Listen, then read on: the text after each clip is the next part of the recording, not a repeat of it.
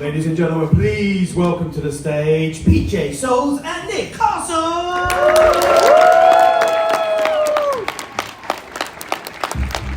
Nick Carson. That's a very authentic British accent there, PJ. Thank you. Not everyone could do it, you know. Bloody hell. Now she's pushing it. Well, being cheeky. Cheeky, there you go. She knows the lingo. How are you both, first of all? Good. Very well, thank you. Oh, Nick, now he's showing off as well. Look at That's this. right. We're going to do the whole panel with our accents. How about we swap? I'll do American. I'll speak like this for the rest of the panel. And you No, do American. Yeah, the there you Brits go. do the best American accents, better than Americans. Guys, Halloween is considered probably the greatest horror movie of all time by a lot of folk.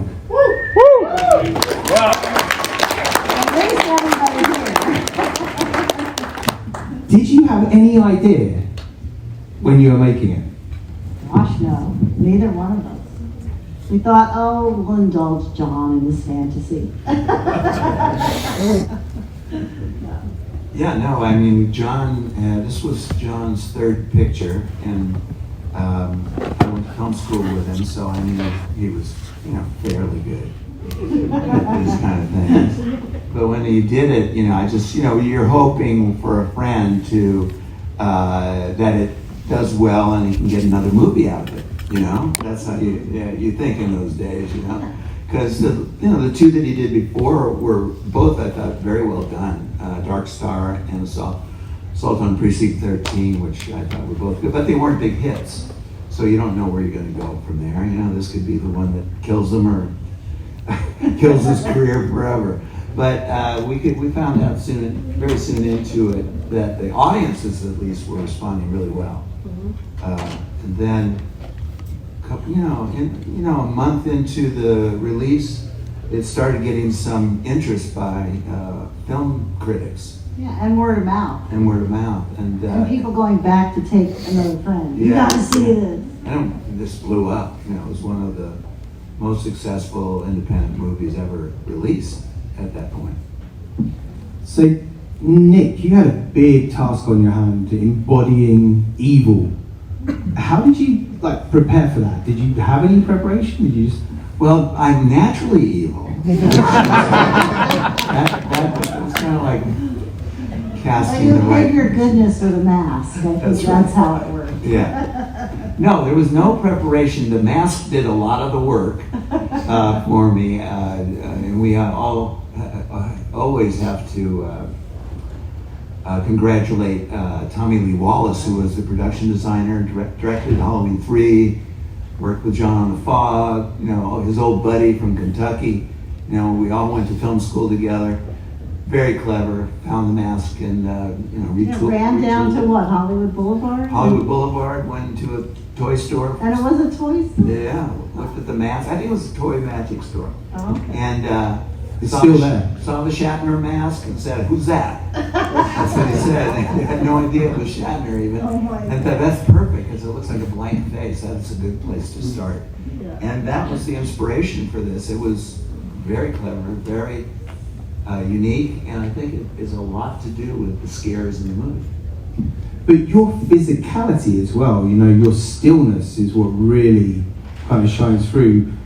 Were there times on set where John was saying oh, stop moving around, stop fidgeting, or did you just know? Or just wake up? No, I'm asked that quite a bit, and there's nothing I remember other than John saying walk from here to here, walk, tilt your head, various kind of, puppeteering kind of directing.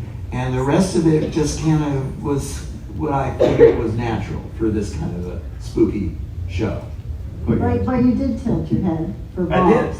I did. But John told me to Oh, tilt John my head. told Yeah, you I to. didn't know Oh, that. I I didn't know what I came up was with doing that. at the time. But it's difficult to keep that kind of level of stillness on camera, So it's an impressive feat. Yeah, well, it's really a testament to John seeing the movie in total, because you don't shoot the movie in order, so you have to know where you are in the movie and if there's there's any evolution. Of course, this character, there's no evolution. He's just evil. So, but you know, he's very clever in terms of coming out of the shadows and know when to jump out and when to emerge, and then when not to even be there. A lot of the fear that comes out of this, I think, is your anticipation that he's in the shadows. And the music. Oh, the music's great. PJ, Oh, the way he says my name, PJ. were there any romances on set? I'm always obsessed with what goes on behind the scenes on film sets. Why did you ask Nick? No, I wanted to ask you, because I just asked Nick something, so I thought I'd throw it over to you. Maybe you could dish the goss. Well, the real romance was between John and Deborah, so I thought. Right?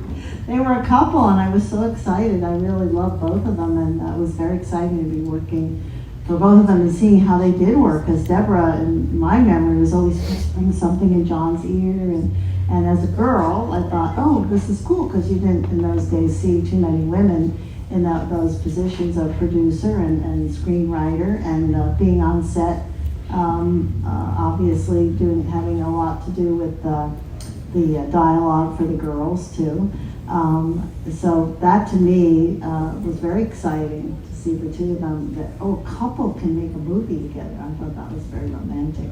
But other than that, I don't remember anybody getting together with anybody. Kind of young and carefree, you know. Lonnie and Bob, but then Bob left showbiz and moved to Orlando.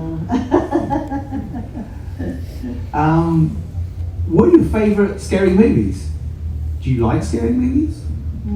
I don't particularly. I do love Halloween. Now I think that's really set the bar for a movie that can be psychologically exciting and scary. And I guess the other one that I always mention is Funny Games, and I kind of like that because it's a writer-director that filmed it again 20 years later, but with a different cast. And Michael Pitt was in the second version with Naomi Watts, and he's just such a gorgeous, good-looking guy, and I was so upset that he did what he did in the movie.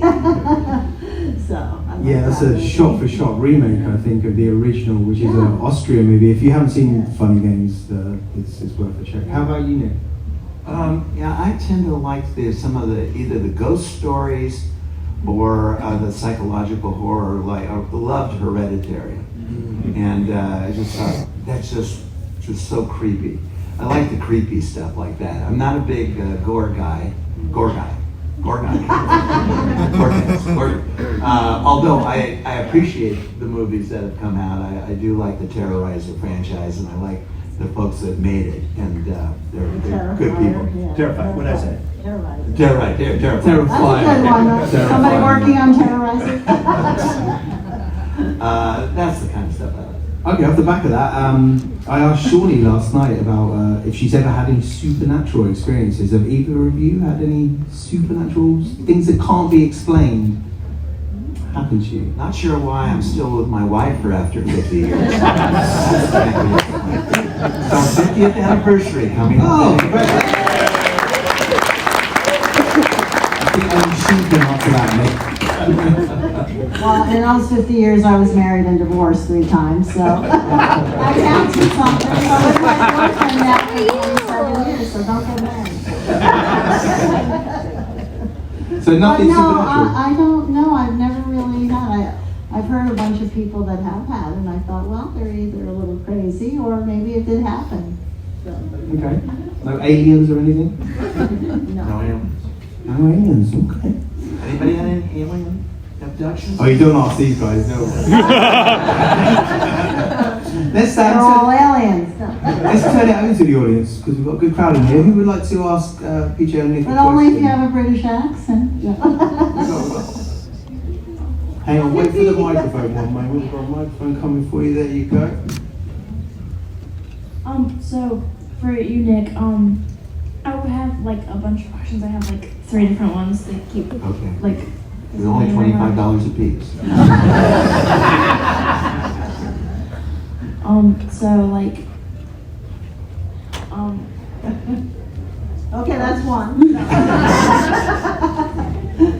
So with like my dad was saying, if it's like now I understand that it was like probably like evil, like him being the embodiment of evil, giving him like the power of like being like not able to die and stuff. But I was like thinking it couldn't have been the mask, because whenever he got like shot and like had these very near death experiences, he should have like when the mask came off, he should have like bled out and died, you know. And with the other ones, whenever in the third one, whenever Corey like got like sold, like his soul was seen by your character, but I know. You're talking about Corey in the last movie? Halloween Ends? Yeah. Yeah. And your question about Corey is what? That did your the evilness like transfer to him, because Oh, I it see, wouldn't have yeah. just like done that. And I had another question, the third one. I'd like Well, let me do those two. First of all, yeah, the evil part of this is, just John and Deborah's coming up with a kind of a motivation for the character. We don't know, and one of the fun things about their interpretation of the character, I think, is that you don't know where this evil comes from. Is it inherent in all of us, and it comes out in him? And the reason that he survives is because evil never dies. And of course, it's not until the very end of the first one that he gets shot so many times that you think he's dead, and he's laying on the ground there, and then it cuts away, it cuts back, and he's gone. So I think that was more of a feeling of chills of what is going on here? Now he could come to my neighborhood. And that they never anticipated there'd be sequels to this movie. They thought that was how it would end. And as the money grew and grew and grew, and they had to make sequels, they had to come up with new excuses for why he was still hanging around. And I think it's getting less and less it gets less and less realistic, or more and more supernatural. That's why all these questions come up. As for that, I think that's what they were going for with the last movie, that there's some kind of evil that can be transferred if you're susceptible to it. And Corey was kind of susceptible to that because he was so marginalized as a young man. So he got some of that shape juice. Get that on a t-shirt. Shape juice. Who One else? more question, she had three. Now you already answered my question. Okay. Oh, good. Thank you. What are your thoughts on the Rob Zombie? What are your thoughts on the Rob Zombie remake? I only saw the first one, and it was interesting, but not my cup of tea. Yeah, I thought it was fun. I liked the idea of someone new doing their own interpretation of this. So that was kind of fun. I think the way he approached it, there was difficulty in trying to.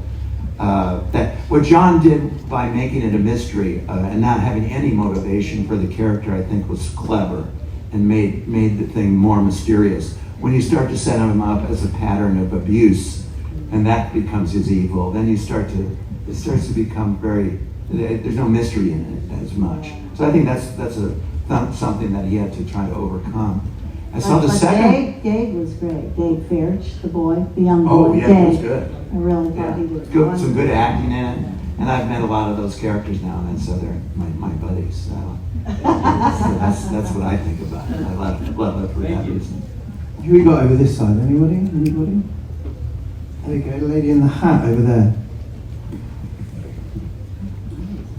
Hey, so the cool thing about the Halloween franchise is you can kind of pick and choose which trilogy or whatever based on plot line that you want to follow.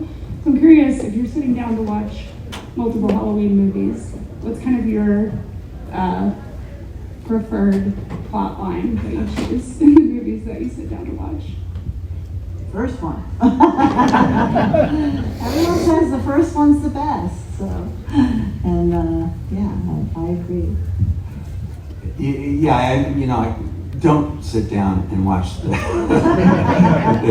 I actually did. It took me about 30 years before I started watching some of the other sequels. I saw 1 and 2 and 3 because Tommy Lee Wallace did 3. Of course, there's no Michael Myers in that one. There's no relationship between those 2 and 3. But then I did appreciate the idea of what they did with these last 3 in the sense that it was a direct sequel from the first one.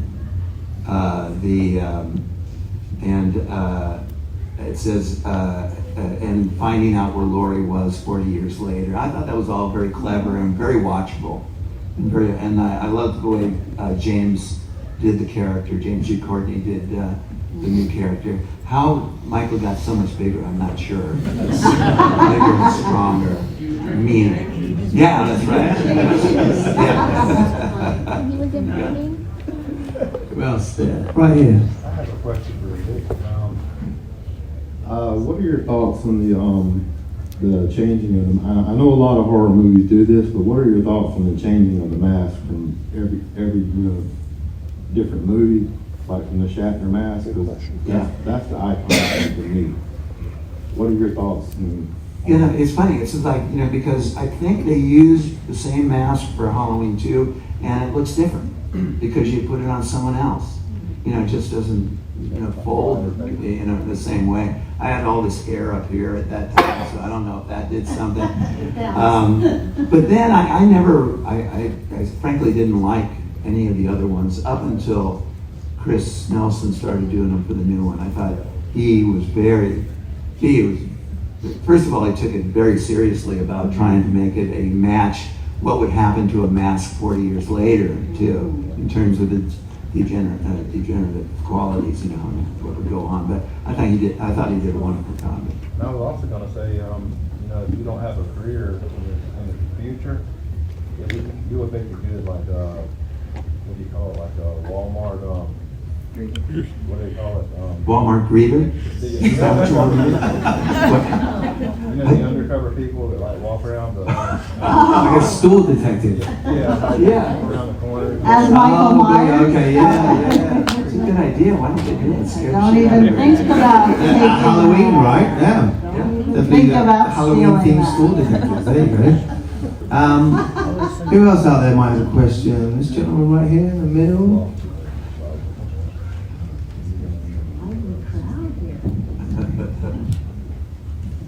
Hey, I have a question for PJ.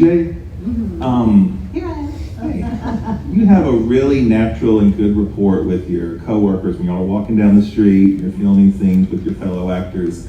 It just looked very natural, like how you would hang out in real life. I wondered how much of that was ad-libbed, or were you given a bunch of direction about what to do, or were some of the lines made up as you went, or? There was some ad-libbing. It was amazing, but then again, we were young girls, and I remember when we met at the casting studios just for a quick little photo session. They wanted to catch the 3 of us together, and we instantly got along. Jamie has a very effusive personality. She's bubbly, and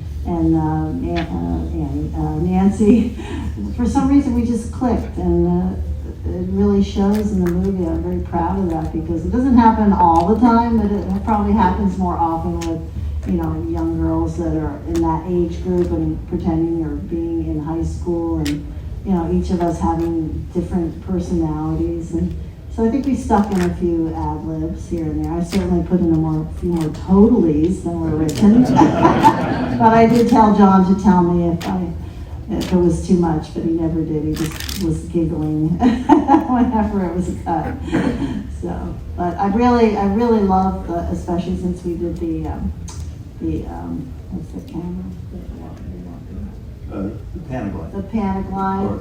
The Steadicam. Steadicam and the sidewalk scene. So that really allowed us to have more freedom to show it to be more realistic. We were walking and talking and chewing gum, and I was smoking, which I hated smoking, but I pretended I was a smoker. So, it just worked out really good. So you could walk and chew gum? We could. No, only Linda. Guys, this is so great. As we're speaking here, I got a note from Delta saying they found my iPad. Oh.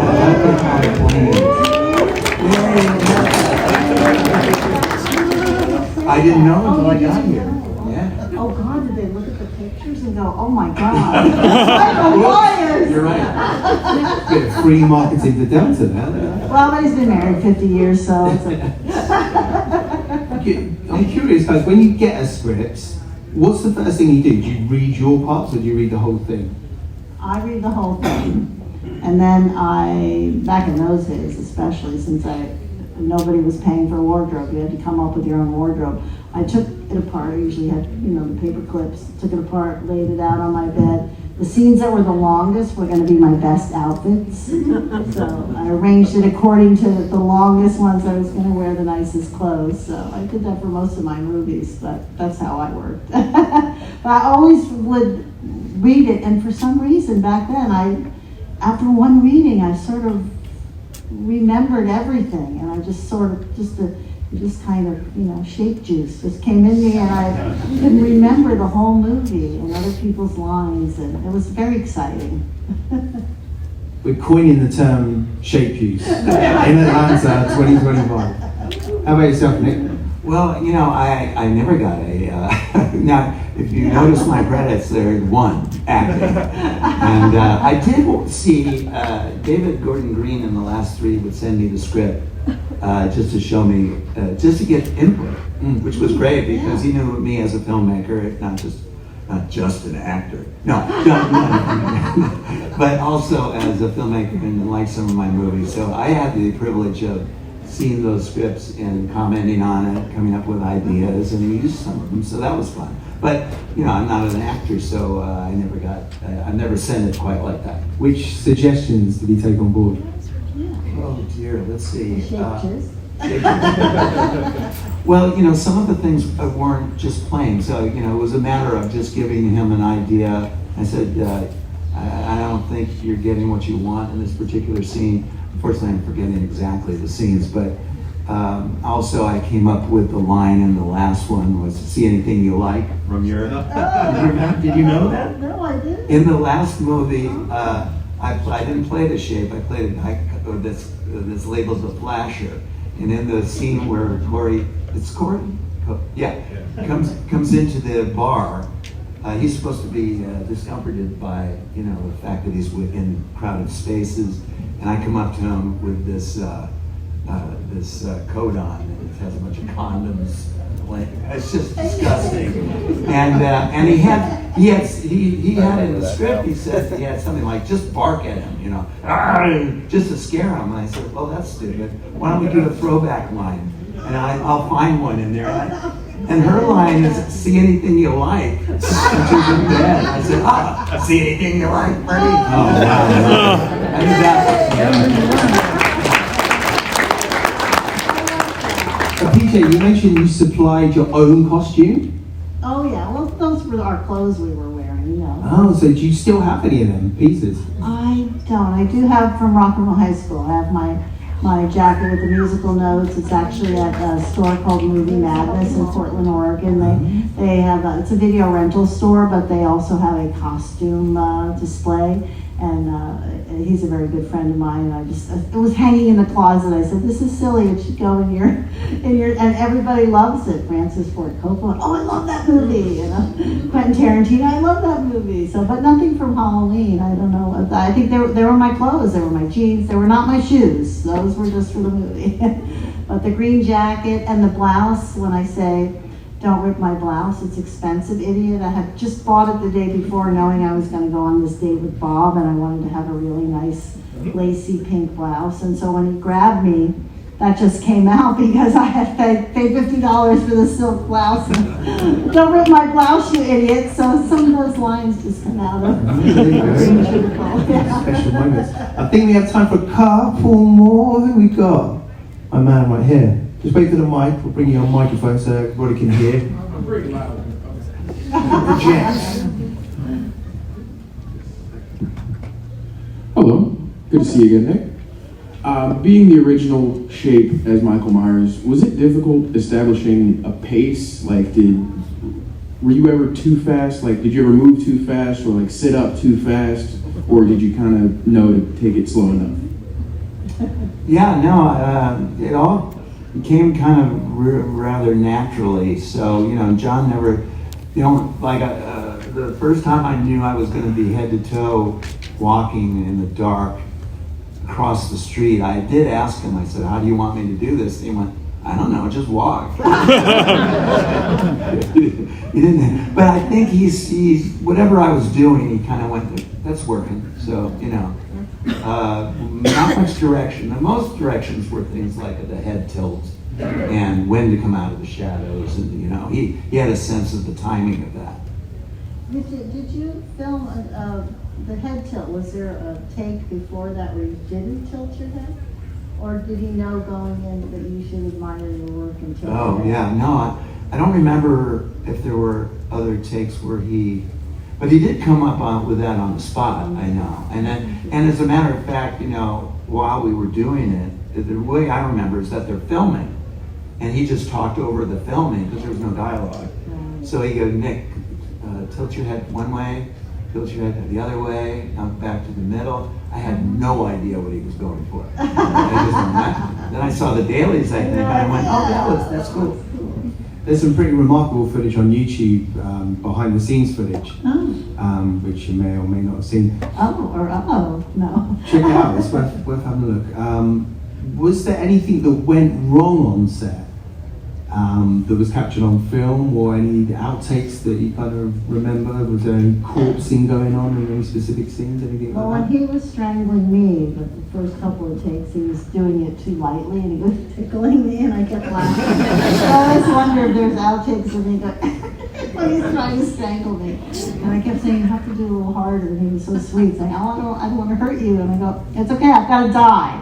So please, just pull a little harder. I can't be laughing. But I was giggling, so. He needed his shape juice. All right, I think we've got time for one more. Who's out there? Who's out there?